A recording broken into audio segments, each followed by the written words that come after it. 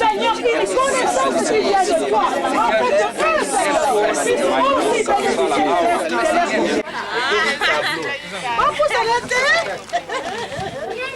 Voilà. Ok, il y a une photo pour nous, tout ça.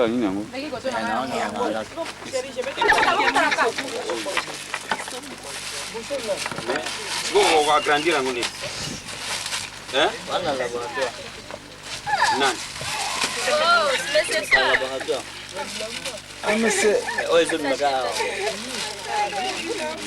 Oh, kuna.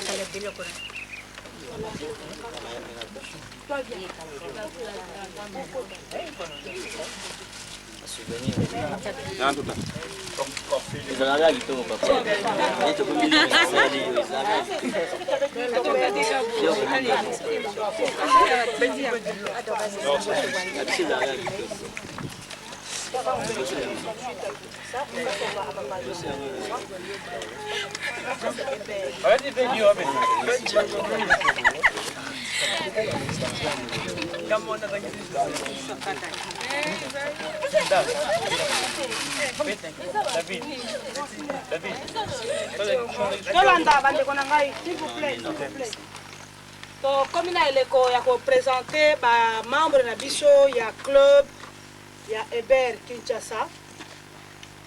Donc si tu présentes qui baoyo ya bita, donc tu dis que la sikoyo Azam Mobali nanga mais azali président ya club hébertiste ya Belgique. Donc on a dit que la Maloba, je vais lui laisser la parole pour qu'il présente qu'est-ce que c'est que Hébert.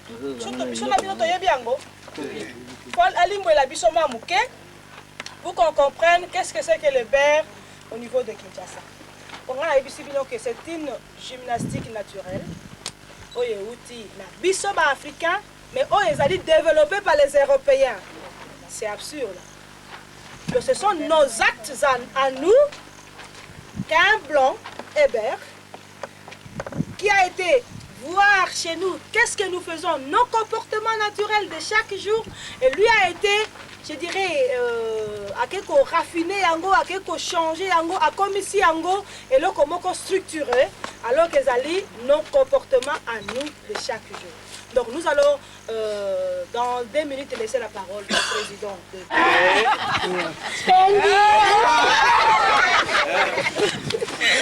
Payer la notation.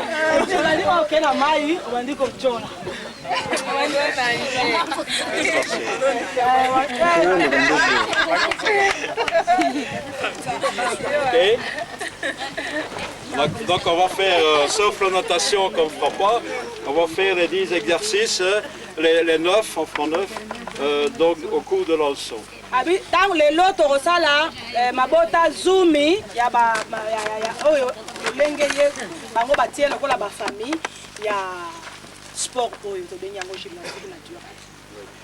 Alors, je parle plus pour les futurs moniteurs. Il y a gymnastique naturelle à Congo, et papa belge, papa Jean. Donc il faut veiller à alterner les efforts contraires. Il faut me présenter. Alterner les efforts contraires. Donc j'explique, si vous faites un effort en extension, l'exercice suivant doit être en flexion. Alors, ce qui au sali exercice à liboso, ozo zoeloko likolo, ou bien ozo bukambuma likolo, exercice ko landa na sima, esengeli ezala oyo donc ezala ko kita. Si vous faites un exercice des bras, suit un exercice des jambes. Soki bosali maboko ezwa mwa musala nango na sima makolo pe esali musala. Si vous faites un exercice intense, soki bosali musala ya makasi, il faut faire un exercice qui redescend, si vous voulez, le rythme cardiaque. soki bosali mosala oyo mpenza ya mbangu ya mosala makasi esengeli na nsima bosala oyo ya pete po ete motema ebeta mbangu te.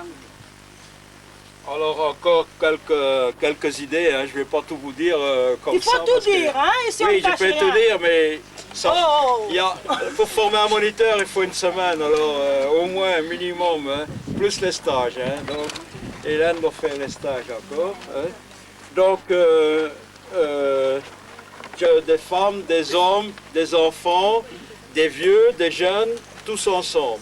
elingi koloba na gymnastique naturelle esangisi bato nyonso kobanda bampaka biso bambankumu na bana mike na bajeune na bamama na bapapa esika moko gymnastique oyo ezali koconcerne biso na kobakisa boye maladie esali nini ekili. Donc normalement ezali po ete on se maintenir le plus longtemps dans la vie. Donc, et ça c'est grâce à un principe qu'on appelle liberté d'action. Donc liberté d'action, ça veut dire que chaque individu fait l'exercice en fonction de sa condition physique, de sa condition du moment, de son âge et de sa forme, si vous voulez. Makambo alobi awo ezali ya motuya. Bomonaka soki bozali na makambo etali football. Soki okomi na mbula boye osala su football te, hein? 50 ans, football esili, 60 ans esili. Mais na kati ya hébert, oyo ezali hébertisme, okoki kosala hébert momoi na yo mobimba. Elingi koloba nini? Ezali na bosomi, la liberté comme on dit en français, bosomi. Bosomi oyo koloba. Kosala ngana sala na ndenge ngana koki. Ozolanda kuna esika biso tozali totala bamama ya 70 ans, bamama ya 75 ans basalaka bagime wana mpona kotikala na bomoi mpona mikolo ebele. Donc la liberté ya bamouvement ezali très important mpo okoki kolandela mwana oyo azali na age oyo te papa asala la même chose comme lui, ce n'est pas possible. Kosala oyo ye akoki po ete aumela na mokili. Okay. Donc nous allons passer... Hein? J'ai compris, je comprends rien de tout, moi j'interprète. Alors c'est que je voulais encore vous expliquer. Quand vous allez faire la gym, la première chose que vous faites, c'est d'abord l'échauffement. Donc on ne commence pas tout de suite, on n'est pas chaud tout de suite, il faut amener les muscles à température.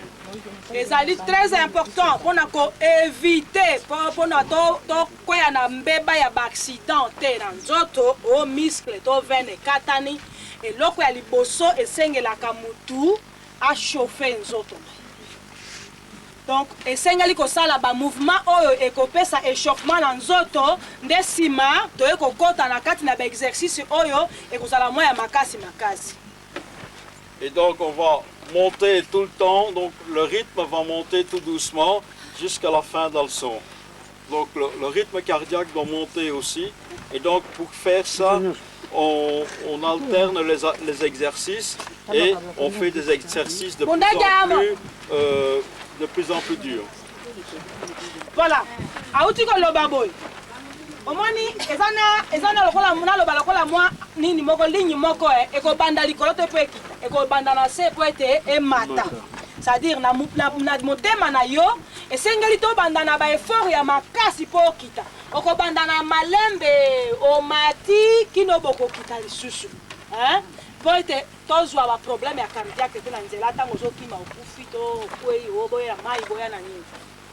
Et quand on a fini, donc on monte, hein, et quand on a fini l'effort, on fait des étirements.